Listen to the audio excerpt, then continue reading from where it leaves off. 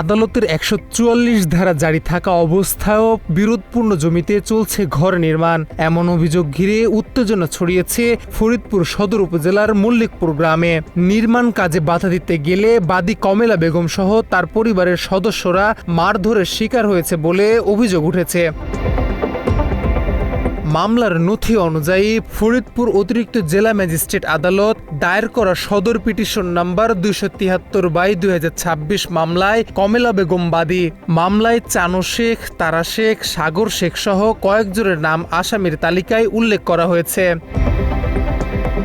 জানা গেছে, মল্লিকপুর মৌজার BS খতিয়ান ২৮৩ এর দাগ নাম্বার ৬৫২ ও ৬৬৪ এর মোট ৪৩% জমির মধ্যে ২১.৫০% জমির মালিকানা ও দখল নিয়ে দীর্ঘদিন ধরে বিরোধ চলছে। বাদী পক্ষের দাবি এটি তাদের পৈতৃক ওয়ারিশ সম্পত্তি এবং দীর্ঘদিন ধরে তারা ভোগ দখলে রয়েছে। বাদী পক্ষের সদস্য রাশেদুল ইসলামের অভিযোগ, আদালতের নিষ্পত্তি না হওয়া পর্যন্ত কেউ যেন জমিতে নির্মাণ কাজ না করে এমন নির্দেশনা পুলিশের পক্ষ থেকেও জানানো হয়েছে। কিন্তু গত বৃহস্পতিবার বাদীপক্ষ সেখানে ঘর নির্মাণ শুরু করে। বাধা দিতে গেলে তাদের পরিবারের উপর হামলা করে বলে দাবি করেন তিনি। তার মা হাসপাতালে চিকিৎসাধীন থাকার কথাও জানান রাশেদুল। জারির পরে রুহুল আমিন দারোগা এসে বলছে যে এরকম এই মামলা নিষ্পত্তি না হবন তো, রায় না হবন তো ঘরে কাজ করতে পারবো না। আর যদি তোমরা ঘরে কাজ করো, আমাকে বলছে তোমরা ভিডিওকে রাখবা, তোমরা মারামারি করবা না, কিছু করবা না, ভিডিওকে রাখবা, ভিডিওটা আমারই করবা। পরবর্তীতে গত বৃহস্পতিবারে এই জায়গায় ঘরে কাজে আবার হাত দিছে, এই দেখতেছেন ঘরে কাজে হাত দিছে। দিলি পারে আমার ছোট ভাই বউ আমার বাড়ি আলি দুজন আইসে ভিডিও করার জন্য, মা আইসে সাথে ছোট ভাই বোন মোবাইল কাটিয়ে নিয়ে গেছে। কাটিয়ে নিলি পারে এখানটা সাগরের বউ কয়েকজনের মহিলা মিলে আমার মারের ইসের ভিতরে ফেলাই দিয়ে মারধর করছে। মারধর করলে পারে সে মাজায় ইসে ব্যথা পাইছে, সে ফরিদপুর সদর হাসপাতালে ভর্তি আছে। মামলার পর আদালতের নির্দেশে কোতোয়ালি থানা উভয় পক্ষকে ১৪৪ ধারার নোটিশ দেয়। নোটিশে বিরোধপূর্ণ জমিতে শান্তি শৃঙ্খলা বজায় রাখা এবং আগামী ২৯ জুলাই আদালতে হাজির হওয়ার নির্দেশ দেওয়া হয়। বাত ব্যথা, প্যারালাইসিস কিংবা আর্থ্রাইটিস, আধুনিক ফিজিওথেরাপি ও পুনর্বাসন চিকিৎসায় নির্ভরযোগ্য নাম DPRC।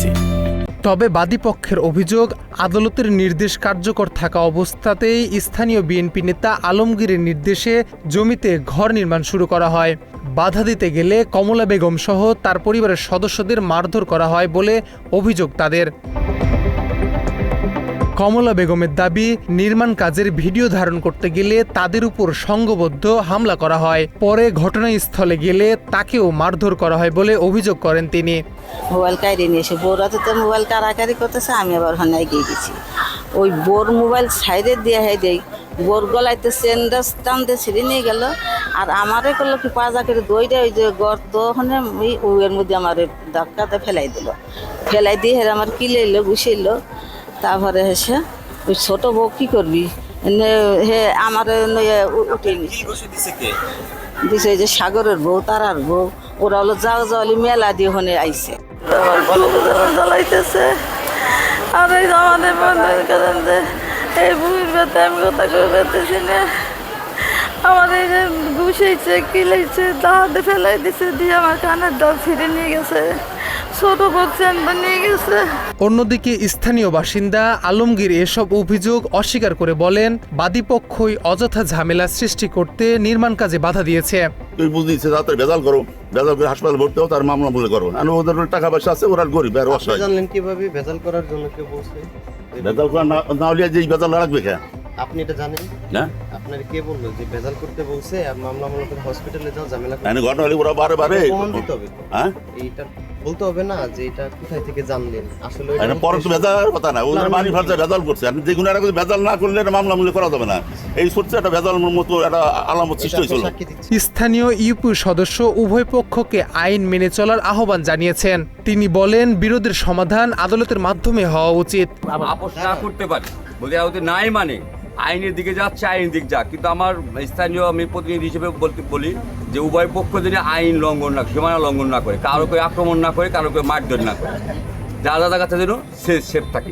144 জারি হয়েছে কিনা এটা আমি সঠিক জানি না, কিন্তু 144 জারি হয়ে থাকে মানে শোনা তদন্ত গেছে। চলতেছে, শোনা যাচ্ছে। যদি হয়ে থাকে তাইলে সে কাজ করা যাবে না। কাজ করা অপরাধ হয়েছে, এটা 100%। এ বিষয়ে কোতোয়ালি থানা এএসআই রুহুল আমিন বলেন, আদালত যেহেতু 144 ধারা জারি করেছে, তাই উভয় পক্ষকে কাগজপত্র নিয়ে আদালতে হাজির হতে বলা হয়েছে।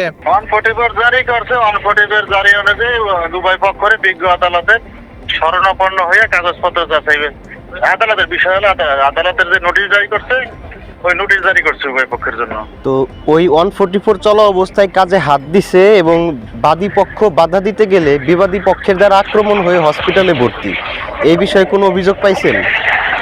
না, এটা আমার কাছে না, এটা আয়ু হলো এসআই খায়রুল বাশার। বিরোধপূর্ণ জমি, আদালতের 144 ধারা আর তার মধ্যেই ঘর নির্মাণের অভিযোগ, সব মিলিয়ে মল্লিকপুর এখন থমথমে পরিস্থিতি। স্থানীয়দের দাবি, দ্রুত প্রশাসনের হস্তক্ষেপ না হলে উত্তেজনা আরও বাড়তে পারে। এই অবস্থায় ঘটনার সুষ্ঠু সমাধানের দাবি এলাকাবাসীর। তথ্যচিত্রে শফিকুল ইসলাম, বাংলা এডিশন।